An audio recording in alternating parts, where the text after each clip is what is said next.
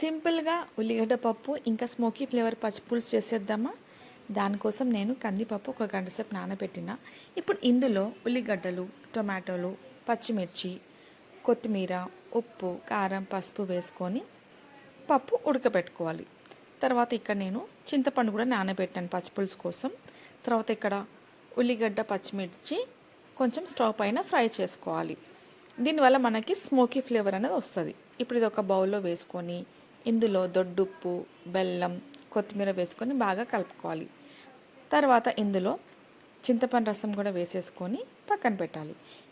పప్పు ఉడికింది. ఇప్పుడు ఈ పప్పు అనేది మనం ఒక బౌల్లో వేసుకుందాం. పప్పు ఇంకా పచ్చిపులుసు కోసం నేను పోపు పెడుతున్నాను. గిన్నెలో 2 చెంచాల నూనె వేసేసి ఇది కొంచెం వేడైన తర్వాత జీలకర్ర ఆవాలు, ఎండుమిర్చి, వెల్లుల్లి, కొత్తిమీర, కరివేపాకు, ఇంగువ కూడా వేసుకొని ఫ్రై అయిన తర్వాత పప్పులో ఇంకా పచ్చిపులుసులో వేయాలి. అంతే, చాలా సింపుల్ కదా. మీరు కూడా ఈ రెసిపీ ట్రై చేయండి. అంతే.